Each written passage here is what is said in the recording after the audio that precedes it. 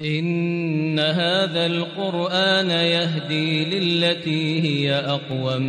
ويبشر المؤمنين الذين يعملون الصالحات أن لهم أجرا كبيرا. الحمد لله نحمده ونستعينه ونستغفره ونؤمن به ونتوكل عليه ونعوذ بالله من شرور أنفسنا ومن سيئات أعمالنا من يهده الله فلا مضل له ومن يضلله فلا هادي له ونشهد أن لا إله إلا الله وحده لا شريك له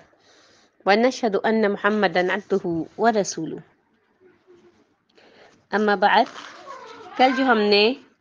سورۃ المائدہ کی آیت کی تلاوت کی تھی، جس میں اللہ تبارک و تعالیٰ نے کیا فرمایا تھا کہ کتبنا علی بنی اسرائیل انہ من قتل نفسا بغیر نفس او فسادا فی الارض، یعنی انسان کا احترام جو ہے وہ واجب ہے کہ جو کوئی ناحق کسی کو قتل کرے گا تو اسے اس کے بدلے قتل کیا جائے گا، اور جو کسی کی جان بچائے گا تو وہ اس کا مطلب ہے اس نے پوری انسانیت کی جان بچا لی. اور اس کے ساتھ ساتھ اللہ تعالیٰ نے کیا فرمایا کہ حد اعتدال سے نکل جانے والوں کے لیے سرزنش ہے. کیا سرزنش ہے، کیا سزا دی ہے اللہ تعالیٰ نے؟ کہ جو لوگ لڑائی کرتے ہیں اور جو ہے آپس میں کچھ کشت و خون کرتے ہیں، تو جو ہے ان کے لیے اللہ تبارک و تعالیٰ نے کیا کہا ہے کہ ان کے لیے جو ہے وہ جزا جو ان کی دی ہے، جو کہ اللہ کے ساتھ اور اس کے رسول کے ساتھ لڑائی کر رہے ہیں، کیا جزا دی ہے کہ یقتلوا او یصلبوا او تقطع ایدیہم، کہ یا تو ان کو قتل کر دیا جائے یا پھر ان کو سولی چڑھا دیا جائے یا ان کے ہاتھ اور پیر جو ہے وہ مخالف سمت سے کاٹ دیے جائیں. ٹھیک ہے، تو اور آگے اسی آیت میں اللہ تعالیٰ نے کہا ان اللہ غفور رحیم، بے شک اللہ تعالیٰ بخشنے والا بھی ہے اور مہربان بھی ہے. ٹھیک ہے، تو جو آیت کا حصہ ہمارا تھوڑا سا باقی تھا وہ کیا تھا، جسے کہ میں نے آپ کو کل جو ہے وہ ایک مثال بھی دی تھی کہ جو ایک خاندان اکل تھا، جس کے 8 اشخاص جو ہیں رسول اللہ صلی اللہ علیہ وسلم کے پاس آئے تھے. پھر بعد میں جو ہے وہ انہوں نے نبی کریم صلی اللہ علیہ وسلم کے جو وہ تھے ان کو قتل کر دیا، اور وہ جو ہے وہ اونٹ بھی چرا کر لے گئے. تو ان کے ساتھ نبی کریم صلی اللہ علیہ وسلم نے کیا کیا، ان کے جو ہے ہاتھ پیروں کو بھی کٹوایا اور ان کی آنکھوں میں جو ہے وہ گرم سلائیاں پھیری گئیں، آنکھیں بھی ان کی ختم کروا دی گئیں، اور پھر ان کو دھوپ میں پھینک دیا گیا یہاں تک کہ وہ سب کے سب مر گئے. حالانکہ آپ کو پتہ ہے کہ نبی کریم صلی اللہ علیہ وسلم کی زندگی سے جو ہے عفو و درگزر کی بہت مثالیں ملتی ہیں. ٹھیک ہے، لیکن اللہ کے نبی نے ہر وہ کام کر کے دکھایا جو کہ اللہ تعالیٰ نے حکم دیا ہے جس چیز کا. ٹھیک ہے، تو عملی طور پر جو ہے وہ اللہ نبی کریم صلی اللہ علیہ وسلم نے اس کو ان کا جو ہے وہ یہ کام کر کے بھی دکھایا. تو یہ چیز ہے کہ ان کو قتل کر دیا جائے یا ان کو پھانسی پہ چڑھا دیا جائے، یا پھر ان کے ساتھ کیا کیا جائے کہ ان کو جو ہے وہ ملک بدر کر دیا جائے. ٹھیک ہے نا، تو ملک بدر کرنا جو ہے وہ کیسا ہے کہ جو ہے اس شخص کو جو ہے وہ ملک سے نکال دیا جائے. اور اللہ تعالیٰ نے کہا ذالک لہم خزی فی الدنیا ولہم فی الآخرۃ عذاب عظیم. یہ جو ملک سے نکالنا یا قتل کرنا یا جو ہے وہ سولی پہ چڑھانا، یہ سب کچھ تو دنیا کی سزا ہے، اور اللہ تعالیٰ نے ان کے لیے آخرت کی بھی سزا تیار کر رکھی ہے. اب جو چیز ایک اور آتی ہے وہ کیا ہے کہ محاربین گرفتاری سے قبل اگر توبہ کر لیں تو حدود جو ہے وہ ساقط ہو جاتی ہیں، کہ الا الذین تابوا من قبل ان تقدروا علیہم فاعلموا ان اللہ غفور الرحیم. مگر جن لوگوں نے اس سے پیشتر کہ تمہارے قابو میں آ جائیں توبہ کر لی تو جان رکھو کہ اللہ تعالیٰ بخشنے والا اور مہربان ہے. جن لوگوں نے یہ کہا ہے کہ اس آیت کا تعلق مشرکین سے ہے، تو ان کے بقول اس کا مفہوم جو ہے وہ ظاہر ہے کہ جہاں تک مسلمان محاربین کا تعلق ہے تو وہ بھی اگر گرفتار ہونے سے قبل توبہ کر لیں گے تو ان سے بھی قتل، پھانسی اور ہاتھ پاؤں کاٹے جانے کی جو سزا ہے وہ کیا ہوگی، وہ ساقط ہو جائے گی. ٹھیک ہے، تو اسی لیے جو ہے وہ جیسے کہ ایک شخص تھا حارثہ بن بدر تیمی، یہ جو ہے وہ اہل بصرہ میں سے تھا. اس نے فتنہ و فساد اور جنگ برپا کی، لیکن پھر اس نے قریش کے کئی لوگوں سے اس سلسلے میں معذرت کی، جن میں حضرت حسن بن علی، حضرت ابن عباس، حضرت عبداللہ بن جعفر بھی تھے۔ انہوں نے اس کے بارے میں حضرت علی سے بات کی تو آپ نے اس کی معذرت کو قبول نہ کیا، تو یہ شخص سعید بن قیس ہمدانی کے پاس آ گیا، جس نے اسے اپنے گھر میں چھپا دیا۔ پھر وہ حضرت علی کے پاس آ کر کہنے لگے کہ یا امیر المؤمنین، جو شخص اللہ اور اس کے رسول سے جنگ کرے اور زمین میں فتنہ و فساد برپا کرے، تو اس کے بارے میں اللہ تعالیٰ نے یہ حکم فرمایا ہے کہ اس نے یہ کہہ کر ان آیات کو پڑھنا شروع کیا، حتیٰ کہ یہاں تک پہنچ گیا الا الذین تابوا من قبل ان تقدروا علیہم۔ تو یہ ارشاد باری تعالیٰ سن کر حضرت علی رضی اللہ تعالیٰ عنہ نے پھر اس شخصیت کے لیے جس کے لیے انہوں نے کہا تھا کہ نہیں تمہارے لیے کوئی امان نہیں ہے، تمہیں سزا دی جائے گی، انہوں نے جو ہے اس کے لیے امان لکھ دی، ٹھیک ہے۔ اسی طریقے سے امام ابن جریر نے عامر شعبی کی روایت کو بیان کیا ہے کہ خاندان مراد کا ایک شخص حضرت ابو موسیٰ رضی اللہ تعالیٰ عنہ کے پاس اس وقت آیا جب وہ حضرت عثمان رضی اللہ تعالیٰ عنہ کے دور خلافت میں کوفے کے گورنر تھے۔ حضرت ابو موسیٰ اشعری جو ہیں وہ فرض نماز سے فارغ ہوئے ہی تھے کہ وہ کہنے لگا ابو موسیٰ میں فلاں بن فلاں مرادی ہوں اور میں آپ سے پناہ چاہتا ہوں کیونکہ میں نے اللہ اور اس کے رسول سے جنگ کی اور زمین میں فتنہ و فساد برپا کیا اور میں تمہارے قابو میں آنے سے پہلے ہی توبہ کر رہا ہوں۔ یہ سن کر حضرت ابو موسیٰ رضی اللہ تعالیٰ عنہ کھڑے ہوئے، انہوں نے فرمایا اس شخص نے اللہ اور اس کے رسول سے جنگ کی، زمین میں فساد برپا کیا اور ہمارے قابو میں آنے سے پہلے ہی اس نے توبہ کر لی، لہذا جو شخص بھی اس سے ملے تو اس سے اچھا سلوک کرے، اگر سچا ہوا تو اچھے راستے پر چلتا رہے گا اور اگر وہ جھوٹا ہوا تو خود ہی اپنی گناہوں کی لپیٹ میں آ جائے گا،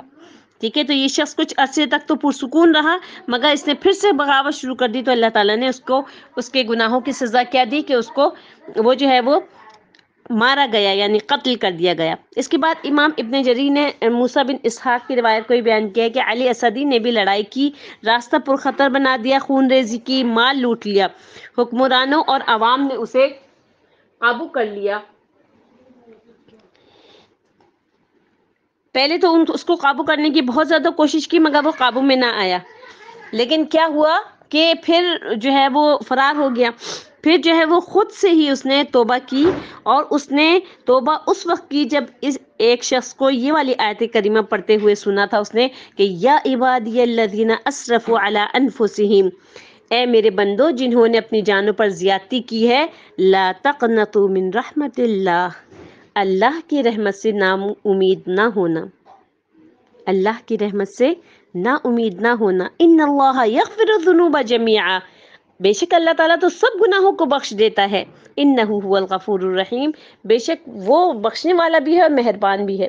تو کہا کہ اے اللہ کے بندے اس آیت کو ذرا دوبارہ پڑھنا، اس نے اسے دوبارہ پڑھا تو اس نے فوراً اپنی تلوار کو جو ہے وہ میان میں ڈال دیا اور توبہ کرتے ہوئے صبح کے وقت مدینے میں پہنچ گیا، غسل کیا، مسجد نبوی میں حاضر ہوا اور جو ہے صبح کی نماز ادا کی اور حضرت ابو ہریرہ کے ساتھیوں کے جھرمٹ میں چھپ کر بیٹھ گیا۔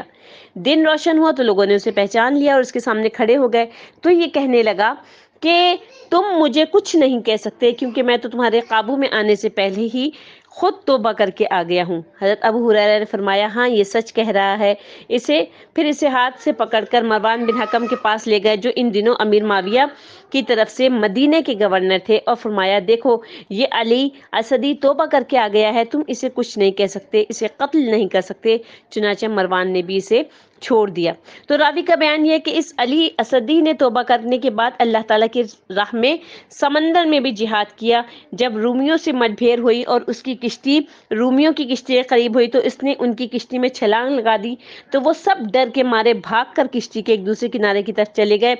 جس کی وجہ سے توازن برقرار نہ رہ سکا، کشتی الٹ گئی اور یہ بھی اور اس کشتی میں سوار تمام رومی بھی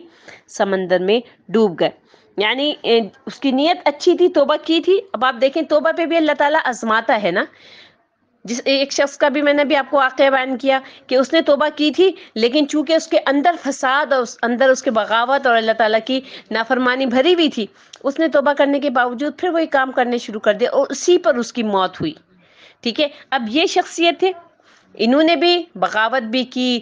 لوگوں کا راستہ بھی روکا، خون ریزی بھی کی، سب کچھ کیا، لیکن جب اللہ کی کلام کو سن کر ان کا دل پلٹا اور اس کے بعد توبہ کی انہوں نے، تو پھر جو ہے وہ انہوں نے میدان جنگ میں بھی اپنے جوہر دکھائے کہ حضرت امیر معاویہ نے جو جنگی بیڑا بھیجا تھا رومیوں کے خلاف، اس میں انہوں نے جو ہے وہ اپنی زبردست کارنامہ دکھایا کہ تمام کے تمام رومی جو ہے وہ سمندر میں جو ہے وہ غرق ہو گئے، اور اس کے ساتھ یہ بھی اسی اس میں تھے۔ تو کہنے کا مقصد کیا ہے کہ جب انسان توبہ کر لیتا ہے اور سچی توبہ کر لیتا ہے تو پھر اللہ تعالیٰ اس کے لیے ویسے ہی راستے ہموار کر دیتا ہے، لیکن جب آپ کے دل میں کھوٹ ہوتا ہے اور آپ جو ہے وہ سچی توبہ نہیں کرتے، یعنی آپ کا بھی ارادہ ہوتا ہے گناہ کرنے کا، تو پھر شیطان آپ کے اوپر دوبارہ حاوی ہو جاتا ہے۔ ٹھیک ہے، تو پیاری بہنوں، یعنی جس وقت توبہ کریں نا اس وقت سچی کریں، پھر چاہے انسان ہونے کے ناطے ہم سے وہ گناہ دوبارہ سرزد ہو جائے، پھر دوبارہ سچی توبہ کریں، یعنی جس وقت توبہ کر رہے ہیں اس وقت کمپلیٹلی اپنے آپ کو، اپنی ایک ایک عضو کو، اپنے ایک ایک حواس کو جو ہے یہ باور کروائیں کہ میں اس گناہ سے توبہ کر رہا ہوں۔ ٹھیک ہے، اس کے بعد جو ہے وہ اللہ تبارک و تعالیٰ کیا فرماتے ہیں، یا ایھا الذین آمنوا اتقوا اللہ وابتغوا الیہ الوسیلۃ وجاہدوا فی سبیلہ لعلکم تفلحون۔ اے لوگو جو ایمان لائے ہو، اللہ سے ڈرو اور اس کا قرب تلاش کرو اور اس کے راستے میں جہاد کرو تاکہ تم فلاح پاؤ۔ بے شک جن لوگوں نے کفر کیا، اگر ان کے پاس لعلکم تفلحون کی کیا معنی ہے؟ تاکہ تم فلاح پاؤ۔ ان الذین کفروا، بے شک جن لوگوں نے کفر کیا، لو ان لہم ما فی الارض جمیعا، اگر ان کے پاس وہ سب کچھ ہو، یعنی سب کچھ ہو، وَمِثْلَهُ مَعَهُ لِيَفْتَدُوا بِهِ، جو ساری زمین میں ہے اور اس کے برابر، یعنی جو کچھ زمین میں ہے اور اس کے برابر اور بھی ہو، من عذاب یوم القیامت ما تقبل منہم، یعنی اتنا کچھ ہے اور اس کے جتنا کچھ ہے اتنا ہی اور زیادہ بھی ہو، تب بھی وہ قیامت کے دن عذاب سے بچنے کے لیے فدیے میں دے دیں تو وہ بھی ان سے قبول نہیں کیا جائے گا۔ وَلَهُمْ عَذَابٌ أَلِيمٌ، اور ان کے لیے بہت دردناک عذاب ہے۔ يُرِيدُونَ أَن يَخْرُجُوا مِنَ النَّارِ وَمَا هُمْ بِخَارِجِينَ مِنْهَا، وہ آگ سے نکلنا چاہیں گے مگر وہ اس میں سے نہیں نکل سکیں گے۔ وَلَهُمْ عَذَابٌ مُقِيمٌ، اور ان کے لیے ہمیشہ رہنے والا عذاب ہے،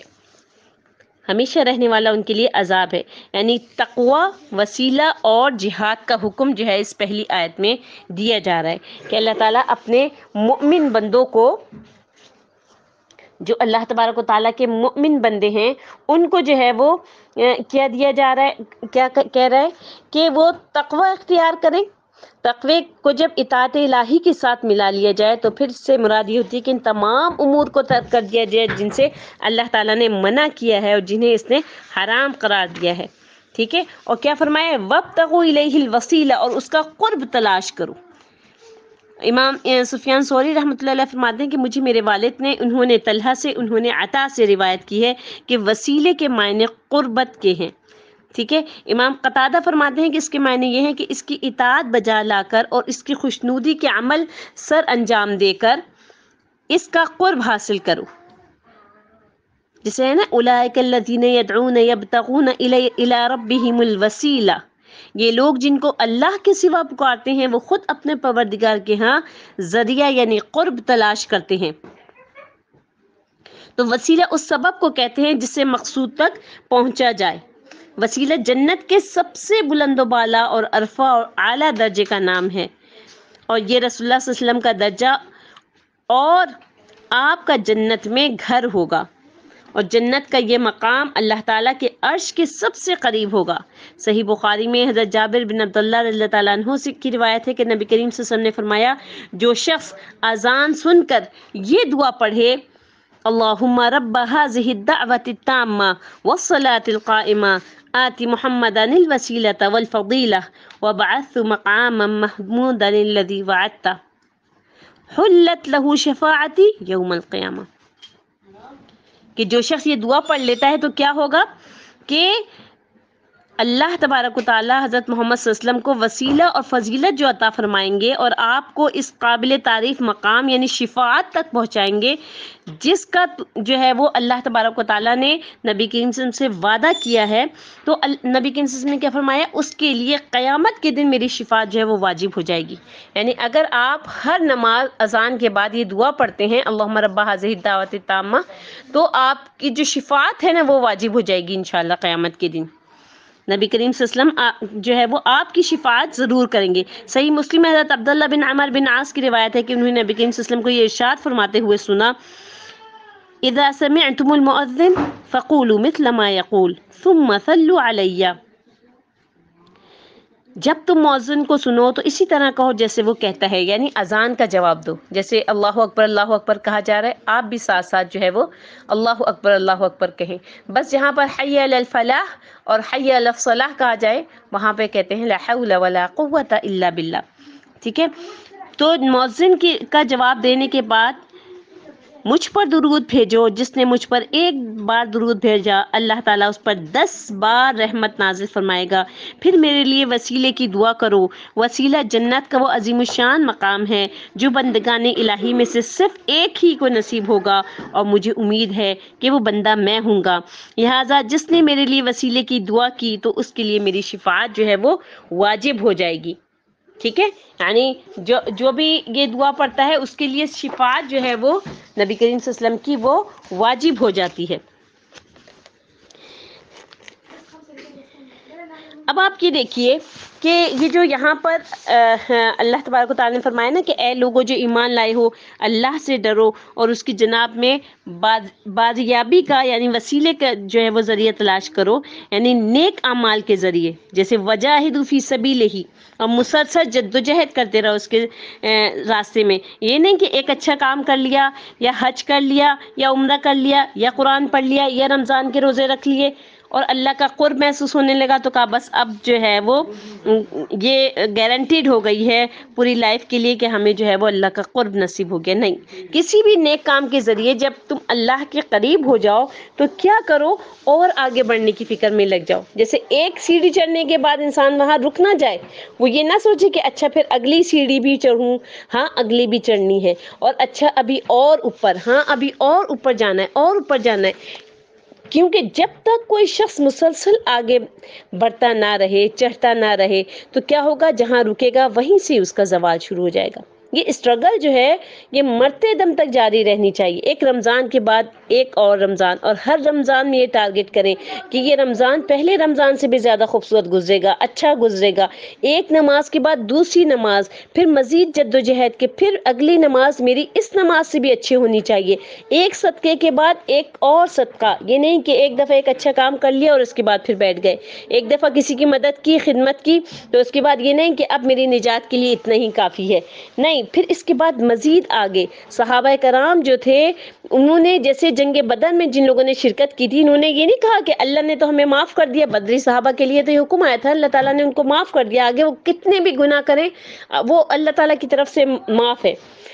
تو انہوں نے یہ نہیں سوچا کہ ہمیں تو معاف کر دیا گیا ہے، ہماری بخشش کا وعدہ آ چکا ہے، آگے ہمیں کچھ اور نہیں کرنا، آگے ہمیں اسٹرگل نہیں کرنی، نہیں، بلکہ آگے بڑھیں، مزید آگے بڑھیں۔ کتنی خوبصورت آیت ہے، اللہ تعالیٰ فرما رہے ہیں لعلکم تفلحون، تاکہ تم کامیاب ہو جاؤ، کیونکہ اگر آگے نہیں بڑھو گے تو پھر پسپائی شروع نہ ہو جائے، کیونکہ شیطان انسان کو ہمیشہ پیچھے دھکیلتا ہے نیکی کے کاموں میں، ہمیشہ وہ چاہتا ہے کہ کسی طریقے سے جو ہے وہ یہ جو انسان ہے یہ نیکی کا کوئی کام جو ہے وہ نہ کر سکے، کسی بھی طریقے سے جو ہے وہ نیکی کا کام نہ کر سکے۔ تو جب ہم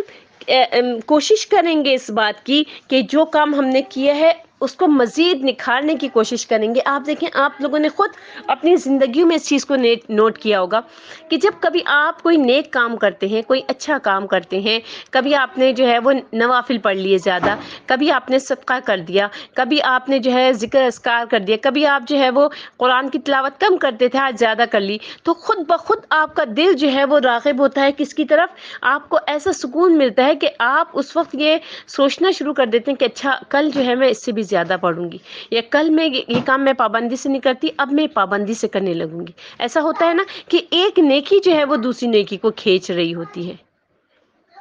اللہ تبارک و تعالیٰ آپ کے لیے فرشتے مقرر کر دیتا ہے جو آپ کے لیے مغفرت کی دعائیں کرتے ہیں۔ اس کے برعکس جب آپ گناہ کا کام کرتے ہیں تو پھر جو ہے وہ گناہ کی لپیٹ میں آتے ہوئے انسان ایک گناہ کرتا ہے، پھر دوسرا گناہ کرتا ہے، پھر اس کو پتہ ہی نہیں چلتا کہ وہ کہاں سے کہاں پہ پہنچ گیا گناہ کرتے کرتے، پھر وہ شیطان کے شکنجے میں آ جاتا ہے۔ تو جب آپ خود سے اسٹرگل کریں گے، خود سے کوشش کریں گے، اپنے نفس کو جو ہے وہ اس بات کے لیے تیار کریں گے کہ نہیں مجھے کرنا ہے، نہیں مجھے یہ کام پابندی سے کرنا ہے، مجھے اپنے اوپر جبر کر کے کرنا ہے لیکن کرنا ہے، تو پھر آپ دیکھیے گا کہ آپ کے اعمال نامے میں نیکیوں کا خود بخود اضافہ ہوتا جا رہا ہے۔ آپ کے اعمال نامے جو ہے وہ آپ کو انشاءاللہ نبی کریم صلی اللہ علیہ وسلم کی شفاعت تک پہنچا دیں گے۔ آپ کے اعمال نامے انشاءاللہ آپ کو حوض کوثر سے پانی پلوا دیں گے۔ آپ کے اعمال نامے آپ کو اللہ کے سائے تلے جگہ دلوا دیں گے۔ آپ کے اعمال نامے آپ کو پل صراط پر تیزی سے گزروا دیں گے۔ آپ کے اعمال نامے آپ کو جہنم سے نجات دلوا دیں گے۔ یہی ہم سب کا ٹارگیٹ ہے نا، یہی باتیں ہم بچپن سے سنتے ہوئے آئے ہیں، اور ہمارے دل میں تمنا ہوتی ہے چاہے ہم عمل کر رہے ہوں یا نہ کر رہے ہوں، لیکن تمنا ہر ایک کی یہی ہوتی ہے کہ یا اللہ یہ تمام چیزیں ہمیں عطا ہو جائیں۔ تو اس کے لیے کوشش کرنی ہے۔ اللہ تعالیٰ آپ کی کوششوں کو دیکھتا ہے، اللہ تعالیٰ رزلٹ کو نہیں دیکھتا، صرف آپ کی کوشش کو دیکھی جا رہی ہے۔ تو اپنی کوشش جہاں تک آپ نے کوشش کی ہے اس کو تھوڑا سا اور تیز کر دیجیے، تھوڑا سا اور اللہ تعالیٰ کی طرف رغبت کرنے والے بن جائیے، پھر دیکھیے گا کہ انشاءاللہ یہی تمام چیزیں آپ کے نصیب میں ہو جائیں گی انشاءاللہ۔ اللہ تبارک و تعالیٰ سے دعا ہے کہ اللہ رب العالمین احکم الحاکمین ہم سب کو اسلام پر ثابت قدم رہنے کی توفیق عطا فرما دے۔ جتنے ہم عمل کر رہے ہیں ہم اس سے پیچھے نہ جائیں، ہم بلکہ آگے بڑھنے والے بن جائیں، ہم مزید عمل کرنے والے بن جائیں۔ ہماری زندگیوں میں جو کمیاں، جو کوتاہیاں، جو غلطیاں ہیں وہ یا رب العالمین ان سے آپ درگزر کر کے ان کی جگہ پر نیک اعمال کرنے کی توفیق عطا فرما دیجیے۔ سبحان ربک رب العزت عما یصفون وسلام علی المرسلین والحمد للہ رب العالمین۔ السلام علیکم ورحمۃ اللہ وبرکاتہ۔